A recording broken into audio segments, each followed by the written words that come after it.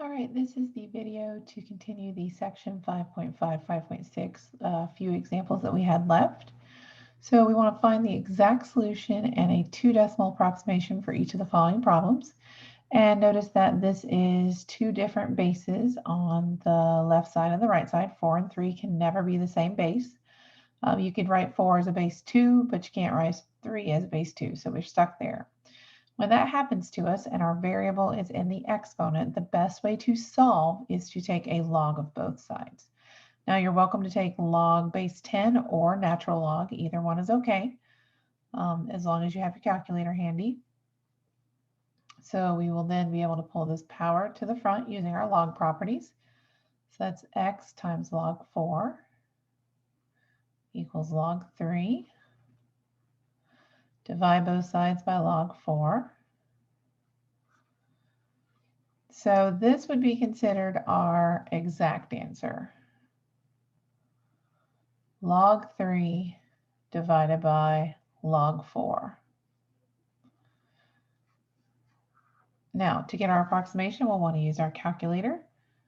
And remember to type in using the correct buttons on your calculator. I am getting to 2 decimal places, I'm getting 0.79.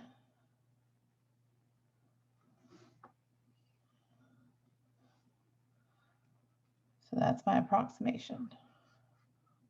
Okay, same thing for this one. Let's say though I decided to do natural log. Just to shake it up, pull the t to the front. That'd be t times natural log of 1/3 equals natural log of 100. T equals natural log of 100 divided by natural log of 1/3. That's our exact. To get our approximation, again, if you had used natural log versus base 10, it doesn't really change anything as long as you're consistent on both sides. So we have natural log of 100, and then we're going to divide that by natural log of 1/3.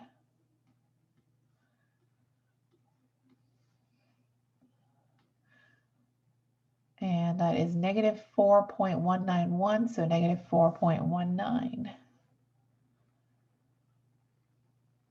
Now, you should be able to see if these approximations make sense. If we're trying to raise 4 to a power and get it to be something smaller than itself, it definitely can't be a whole number. It has to be a fraction less than 1, because 4 to the first is 4. And then this, we're raising it to a negative power, which makes sense because we're trying to make it something really big, and right now it's a fraction.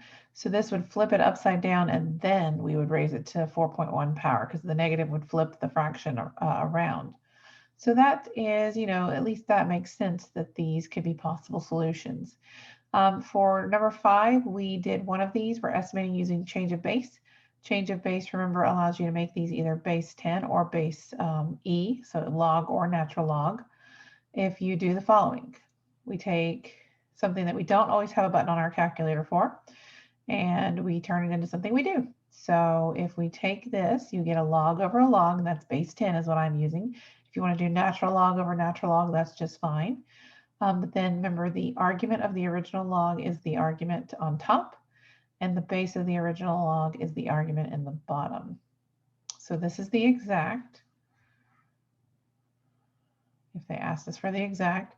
And then the approximation for that would be a half, we're going to take log of that, divided by log of 6. That's going to be negative 0.386, that'd be negative 0.39.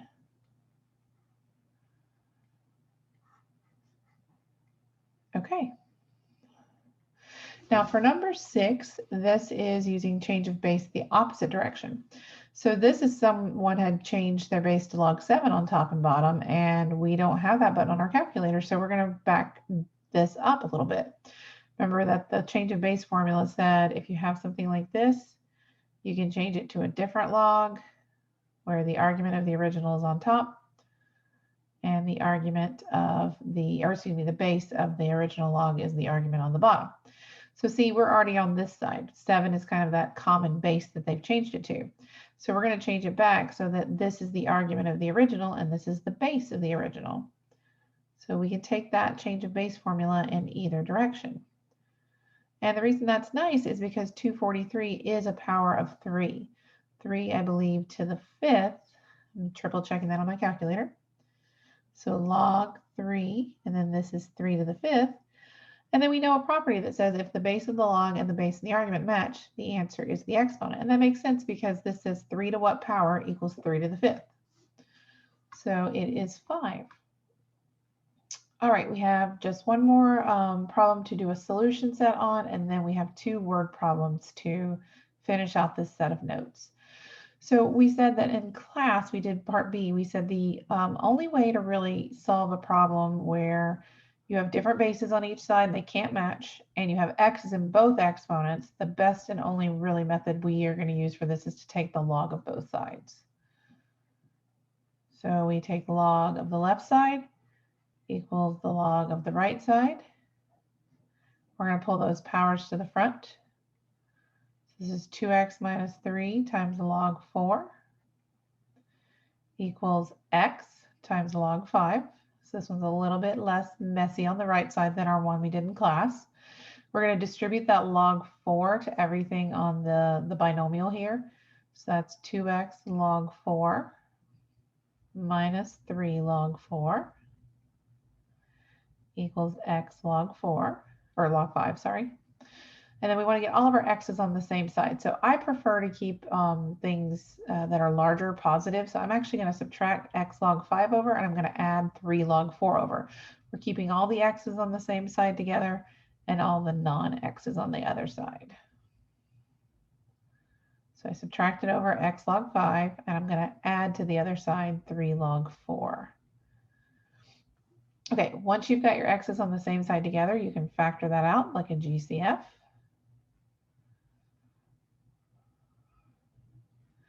And one possible solution is to just go ahead and divide that big parentheses over and say you're done. I kind of did that in our one in class. And I said, that's great and all, but when you go to type it in for the approximation, if you're not really great with your parentheses and how to tell your calculator how to do it, you can have, you know, it make, you have a bad approximation even though your answer was correct. So I kind of went through in class and talked about how we could simplify using our properties more. And we can actually do that right here before dividing. So I'm going to go ahead and write this answer as it is, because we said that would be perfectly acceptable. So that's a 4, and then that would be divided by 2 log 4 minus log 5. So that's one way we could write the solution. Just go ahead and solve that. But we can also simplify this more. We can put these powers back up on these two. So that would be log of 4 squared, so that's going to be 16, minus log of 5. Put the 3 back on there, that's going to be 4 cubed, so that's going to be 64. We can turn this into division, since it's same base log, base 10 essentially, and then that's 16 divided by 5. So this is another alternative exact form. A little bit nicer to actually solve this on your calculator. So log of 64 divided by the log of 16 over 5. So again, these are the same. They are just, one's more reduced than the other. And if you're typing it in on a calculator, that's actually a little bit easier. I would just do log of 64 divided by log of 16 over 5. And that is about 3.58.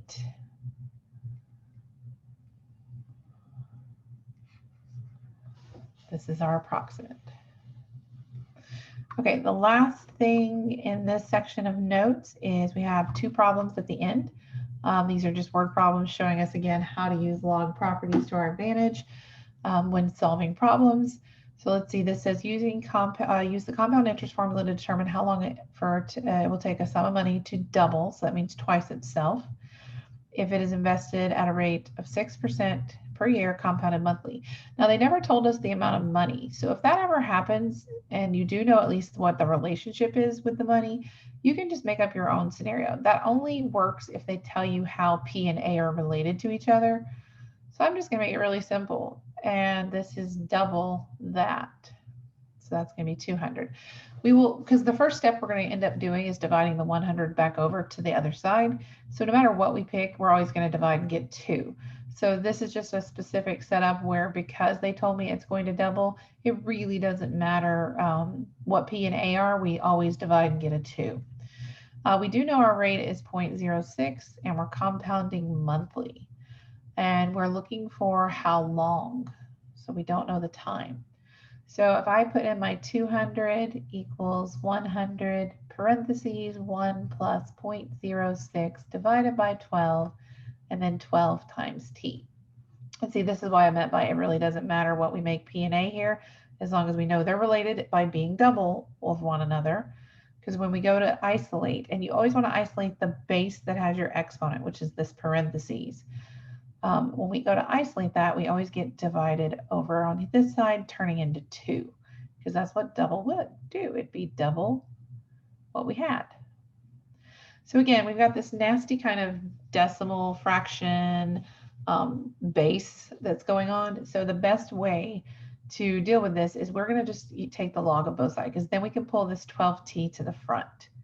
So anytime we're solving for an exponent as our variable, and the bases don't match, that's when doing the log of both sides is really helpful.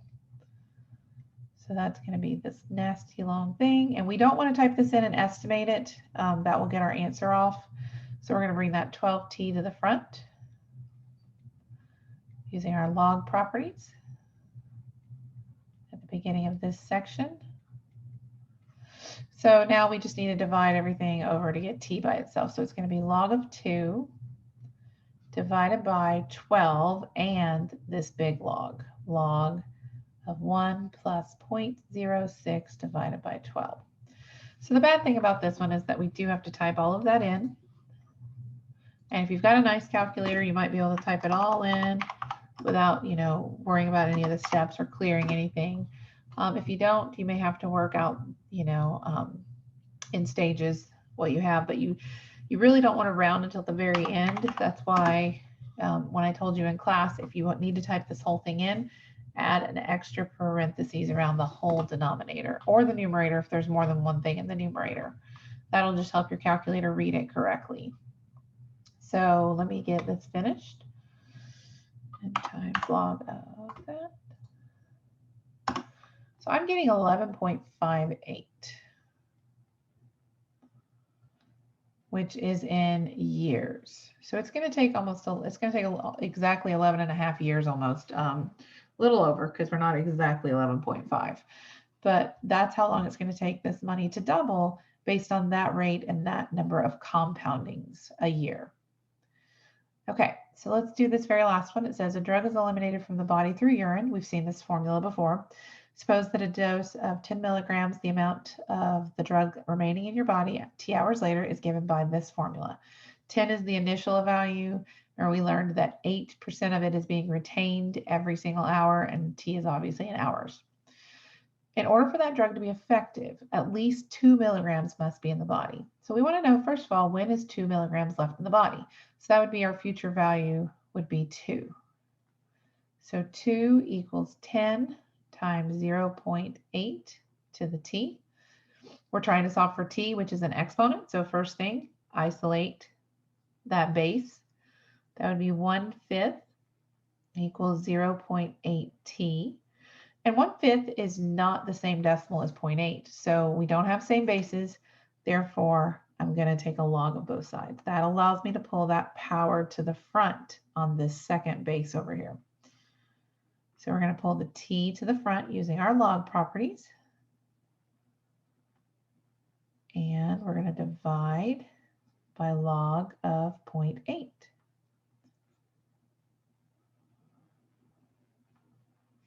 So let's get an approximation of how long will it take for us to be at a point where If they wait any longer, we're not going to have enough drug in our body to be effective. So say this was a pain medicine of some kind, then this person would start to be feeling the pain if they didn't come back around this time to give them another dose. So doing log of 1/5 divided by log of 0.8. That's about 7.2. We're just going to round to 1 decimal for this time. So approximately 7.2 hours. So they're probably not going to wait until this person's at that bottom of that threshold. They might come in at around 7 hours, but this is how long they would have until the person would start to feel the pain or whatever it is that the medicine is helping them to get through. That effectiveness would be wearing off. Now, the next question is, what is the half-life of a drug?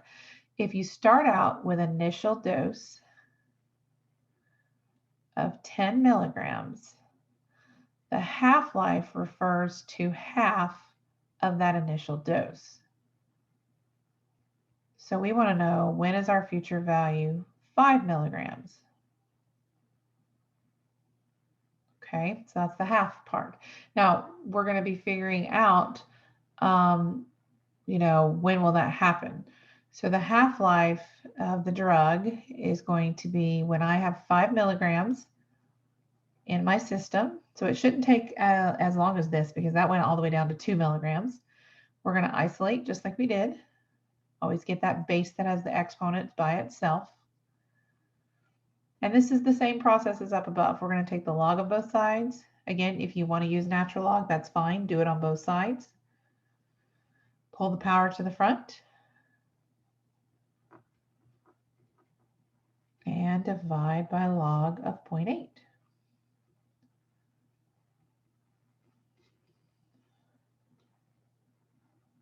That's supposed to be a 0.8. And let's see what we get for this.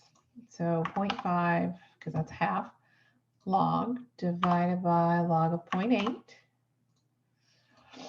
It's about 3.1. So this drug has a half-life of about 3.1 hours after they've given it. Okay, that is the end of the video.